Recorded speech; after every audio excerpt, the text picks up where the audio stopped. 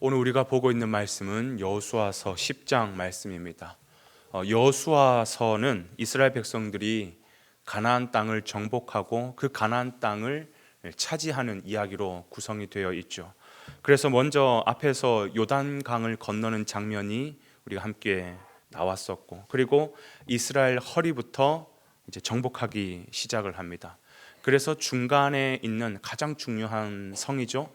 여리고성을 무너뜨리고 또 나아가서 아이성을 무너뜨리고, 가나안 족속 입장에서는요 깜짝 놀라는 겁니다. 그래서 중간에 여리고성, 아이성을 무너뜨렸던 이 소식을 듣고 중부 지역에 살고 있던 기브온 족속, 이 기브온 족속이라는 사람들이 야, 우리 목숨이라도 부지해야 되는 것 아니냐, 그럼 빨리 그들에게 가서 그들과 연합을 하자, 그들과 화친을 맺자. 그러면서 이스라엘 백성들을 속여가지고 화친을 맺게 됩니다. 그러니까 지금 남아있는 다른 가나안 민족들은요 얼마나 더 두려웠겠습니까? 이스라엘 백성들은 파죽지세로 막 밀고 들어오죠. 게다가 기브온 족속들은 이스라엘과 같은 연합이 되어가지고 화친 조약을 맺어줬죠. 야, 이러다가 우리 큰일 나겠다 싶은 거예요. 그래서 막 어떻게 하냐면 이 남부 지역의 5 왕들이 서로 모여가지고 회의를 하고, 야, 우리 이 5 민족은 똘똘 뭉치자, 연합을 하자. 연합 군대를 이뤄가지고 저 배신했던 기브온 민족을 침공하자. 그렇게 된 겁니다. 그래서 기브온 입장에서는 이스라엘 백성들에게 지원 요청을 하는 것이죠. 당연히 화친 조약을 맺었으니까 이스라엘 백성들이 함께 이제 협공을 하는 겁니다. 그 전투가 바로 그 유명한 기브온 전투예요. 기브온 전투. 거기에서 여러분 잘 아시는 표현이 있잖아요, 그죠? 여호수아가 이런 말을 하잖아요. 태양아, 너는 기브온 위에 머물라. 달아, 너도 아얄론 골짜기에서 그리할지어다.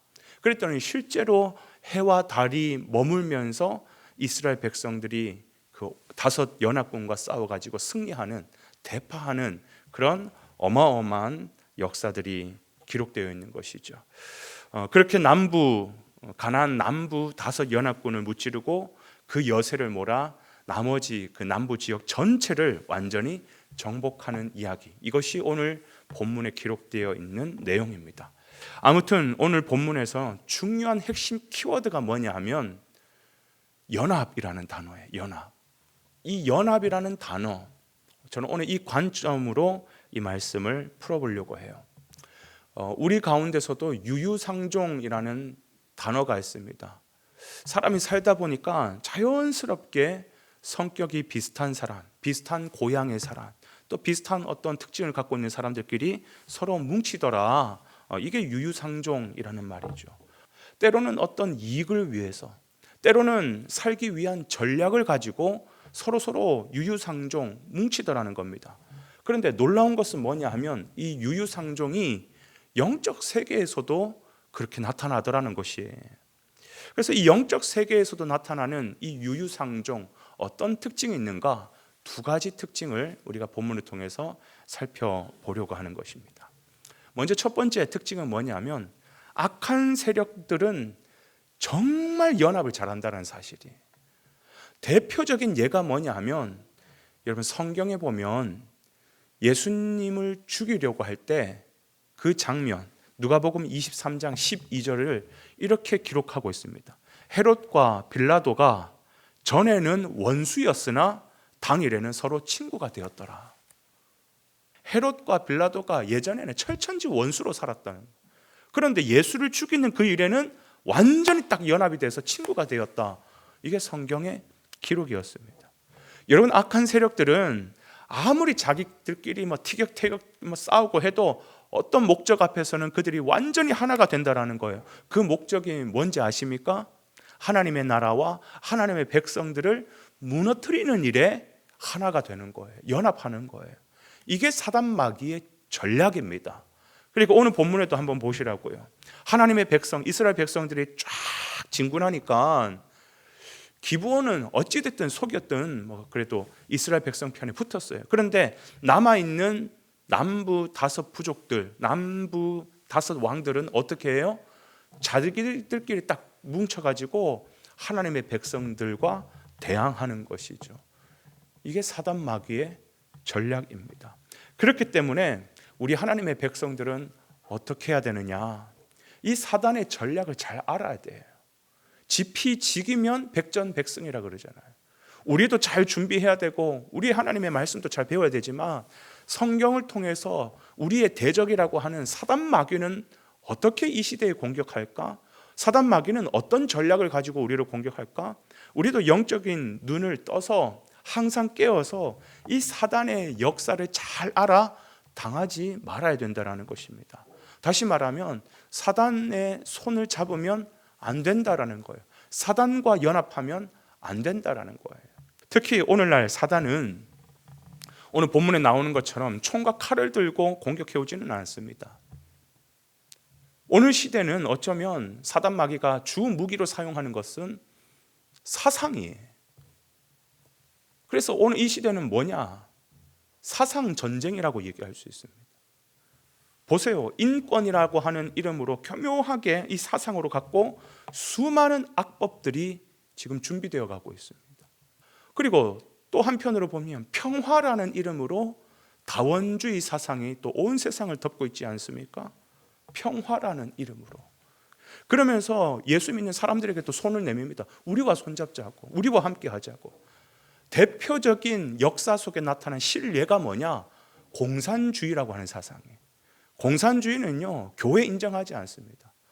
영적인 세계 그 자체를 인정하지 않으니까 하나님의 존재를 인정하지 않습니다. 그래서 교회라는 것을 모두 그냥 모조리 다 무너뜨리고 몰살시키려고 하는 게 이게 공산주의예요. 누구의 전략이겠습니까? 사상으로 나타나고 굉장히 그럴듯해 보이지만 누구의 전략이겠습니까? 사단의 전략이라는 것이죠. 그런가 하면 우리는 그럼 어떻게 해야 되느냐? 우리는 오직 누구와 연합해야 되는 거예요? 예수 그리스도와 연합해야 되는 것이에요. 오늘 본문 8절 한번 보십시오. 8절에는 하나님께서 여호수아에게 이렇게 말씀하십니다. 내가 그들을 너희의 손에 붙이리라. 무슨 말이에요? 주님께서 너와 손잡아 주시겠다라는 거예요. 주님께서 너희에게 손 내밀 때 너희는 주님의 손을 붙잡아라라는 거예요. 여러분, 성도는 주님과 함께 손잡아야 됩니다. 하나님의 손을 붙잡아야 됩니다. 세상이 다 우리를 버린다 할지라도, 또 사단 마귀가 우리를 조롱한다 할지라도 괜찮아요. 주님이 우리에게 손 내미실 거거든요. 우리는 그 손만 잡으면 되는 것이에요. 그래서 성경은 우리에게 뭐라고 얘기하고 있냐면 로마서 8장 37절에 이런 말합니다. 이 모든 일에 우리를 사랑하시는 이로 말미암아 우리가 넉넉히 이기느니라. 우리가 언제 승리한다고요? 우리를 사랑하시는 그분의 손을 붙잡을 때 그분으로 말미암아 넉넉히 이긴다 했어요. 빌립보서 4장 13절에도 얘기합니다. 내게 능력 주시는 자 안에서 내가 모든 것을 할 수 있다라고 얘기하는 거예요. 언제 우리가 모든 것을 할 수 있다고요? 세상과 손잡을 때요? 내 힘을 키울 때요? 아니요. 내게 능력 주시는 자 안에서 주님과 손잡을 때 내가 능치 못할 일이 없다라고 말하는 것이에요. 그럴 때 주님을 손잡을 때 주께서 우리에게 어떻게 인도해 주시느냐? 고린도전서 10장 13절에는 이렇게 얘기합니다. 우리가 감당치 못할 그런 고난, 시험은 없지만 그러나 우리가 시험 당할 그쯤에도 주께서는 우리에게 피할 길을 주신다라고 얘기하는 거예요. 그러니까 하나님 손잡으면 아무리 고난과 어려움과 시험이 있다 할지라도 그 시험 당할 쯤에도 하나님께서 손 내밀어서 피할 길을 주시니까 절대 당하지 않는다라는 것이, 하나님의 말씀에 우리가 전적으로 부지런히 깨워서 말씀을 읽고, 그리고 사단의 전략을 잘 알아 이 시대에는 사단이 어떻게 공격하는지를 우리가 정말 분별하여 넘어지지 아니하고 그들과 손잡지 아니하고 주와 손잡고 동행함으로 말미암아 형통이 무엇인지를 경험하는 귀한 저와 여러분의 삶이 되시기를 주님의 이름으로 축복을 드립니다.